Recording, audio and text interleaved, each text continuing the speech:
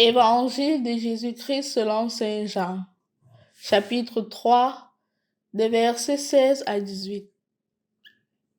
Dieu a tellement aimé le monde qu'il a donné son Fils unique, afin que quiconque croit en lui ne se perde pas, mais obtienne la vie éternelle.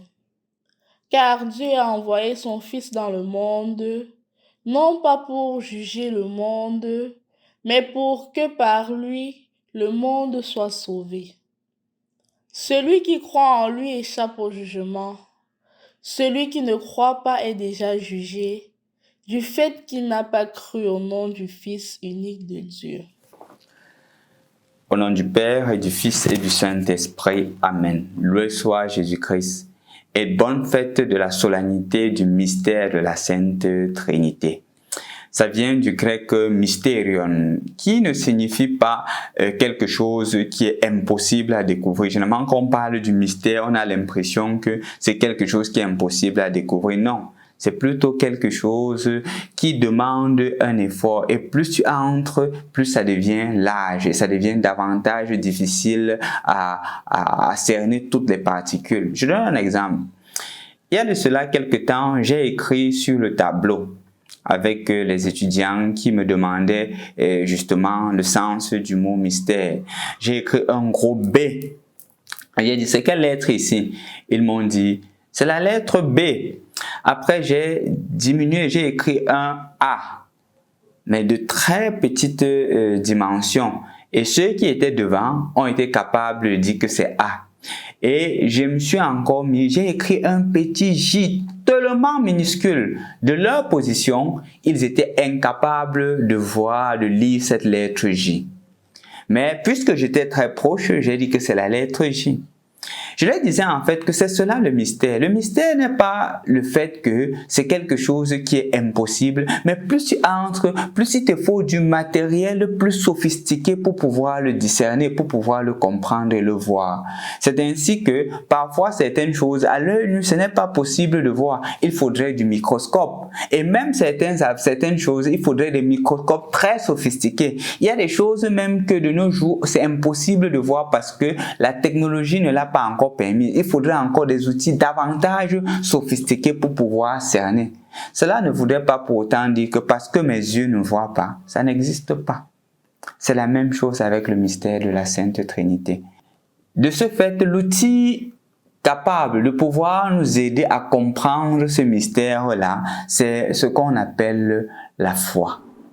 C'est la foi qui nous permet de comprendre le mystère de la Sainte Trinité. Ce n'est pas d'abord de notre fait rationnel, ce n'est pas d'abord de nos propres capacités, c'est d'abord la foi. C'est la foi qui est cet outil-là. Et c'est seulement avec le regard de la foi qu'on est capable de discerner et de comprendre que ceci est le mystère de la Sainte Trinité. Parlons donc du mystère de la Sainte Trinité. Si vous regardez bien, l'Ancien Testament, il y avait un combat que le Seigneur faisait avec son peuple élu. Il s'efforçait à ce que son peuple le reconnaisse comme l'unique et vrai Dieu. C'est pour cela que le premier commandement, c'est « Je suis le Seigneur ton Dieu », pas « les seigneurs ». Parce que le contexte dans lequel le peuple juif vivait, c'était un contexte polythéiste. Et l'effort du Seigneur était de leur faire comprendre que c'est un Dieu monothéiste. Et donc, ils sont appelés à embrasser du monothéisme. Le Seigneur est l'unique. Par exemple, dans la première lecture de l'Exode au chapitre 34, c'est encore stipulé que le Seigneur, ton Dieu, il est miséricordieux, pas ils sont miséricordieux. Pour que justement le peuple juif de l'ancienne alliance parvienne à cerner Dieu comme le Dieu unique. Il n'y a pas de polythéisme.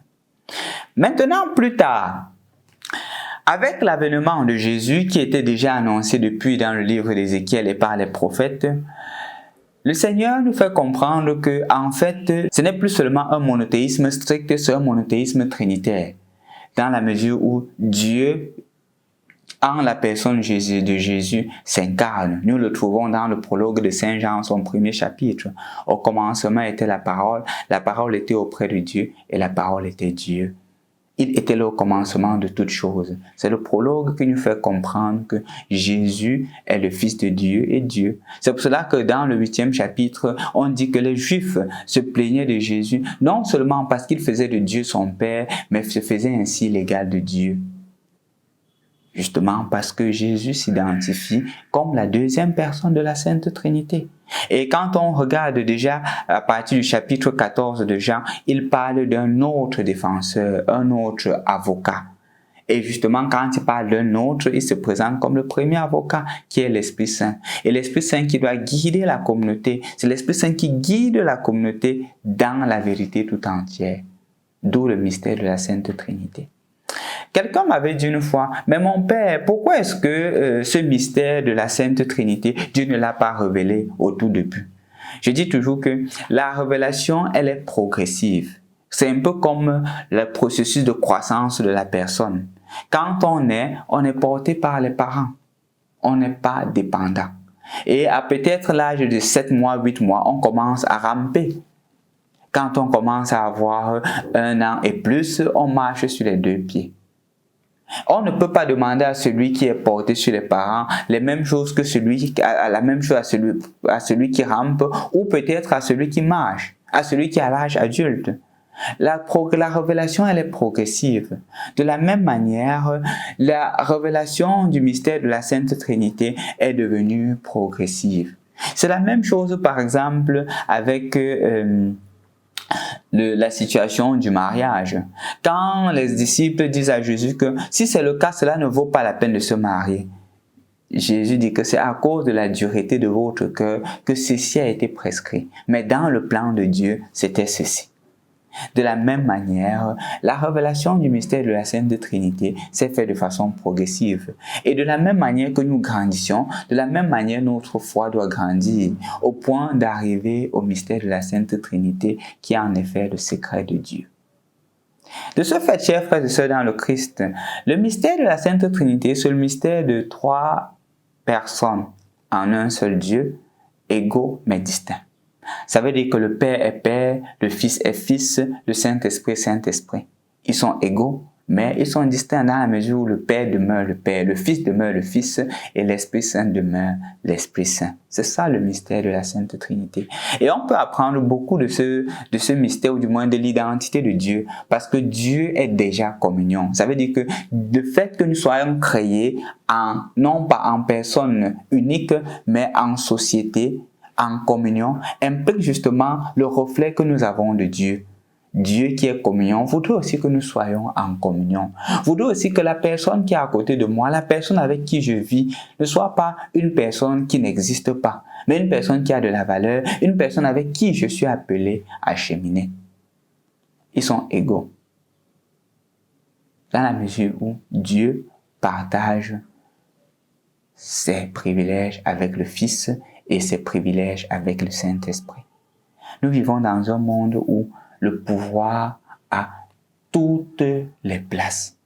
Nous vivons dans un monde où si tu n'as pas de pouvoir, tu n'es rien.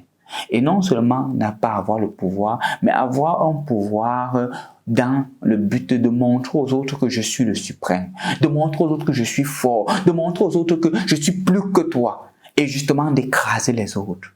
La Sainte Trinité nous apprend un pouvoir détaché. Le Père délègue le Fils. Le Père donne tout à son Fils. Le Père donne tout à l'Esprit Saint. Le Fils donne tout à l'Esprit Saint. Ce n'est pas un problème de pouvoir. Si justement nous reflétions la Sainte Trinité, une des choses concrètes que nous devrions vivre, c'est justement l'amour détaché. Parce que c'est ce qui unit la Sainte Trinité, l'amour. Nous devrions être aussi détachés. Nous devrions être aussi donnés. Je l'ai justement trouvé dans une famille dans laquelle j'ai souvent l'habitude d'y aller. Et dans cette famille, il y a un moment où on parle de la correction fraternelle. Le papa donne à l'enfant la possibilité de dire ce qu'il pense. La maman donne la possibilité aux enfants de dire ce qu'ils pensent. Et le papa donne la possibilité à son épouse de dire ce qu'elle pense. C'est ça un peu un reflet de la Sainte Trinité, le Père, la Mère, les enfants.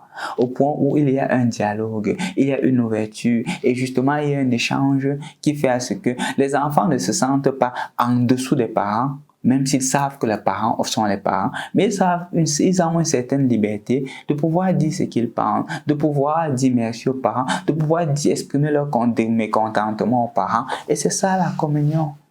Mais dans un monde de dictature, dans une famille de dictature, il n'y a pas le reflet de l'Esprit Saint. Je crois alors que si aujourd'hui on veut vivre selon l'Esprit Saint, on doit vivre dans l'humilité, dans le dialogue, dans la vraie démocratie qui est justement le fait de permettre à tout le monde d'être ensemble. Ce que le pape François appelle la synodalité. La synodalité est un reflet de l'Esprit Saint, de la Sainte Trinité qui est en action. Donc, chers frères et sœurs dans le Christ, en ce jour où nous célébrons la Sainte Trinité, nous sommes appelés aussi à refléter cette Sainte Trinité-là. Premièrement, de par le fait d'être en communion avec les autres. Quand je suis en communion avec les autres, quand je ne suis pas solitaire, je suis un reflet de la Sainte Trinité. Deuxièmement, quand je vis dans la synodalité, quand je permets aux autres de donner leur point de vue, j'ouvre un climat de dialogue, j'ouvre un climat d'entente, je reflète la Sainte Trinité. Et justement, le Père a tant aimé le monde qu'il a donné son Fils. C'est ça l'amour. C'est l'amour de la Sainte Trinité qui doit nous habiter. Quand je suis habité par l'amour, je suis habité par la Sainte Trinité. C'est donc pour cela que le jour de ton baptême, dans Matthieu chapitre 26, versets 14 à 20, Jésus a donné le mandat. J'ai baptisé les au nom du Père et du Fils et du Saint-Esprit. La formule trinitaire, j'ai baptisé pour refléter l'amour de Dieu. Sois aujourd'hui un missionnaire de la Sainte Trinité, de par ta manière d'agir, de par ta manière d'entrer en relation avec les autres, et spécialement de par ta manière d'aimer tes frères et sœurs humains. Bonne fête de la Sainte Trinité. Au nom du Père et du Fils et du Saint-Esprit. Amen.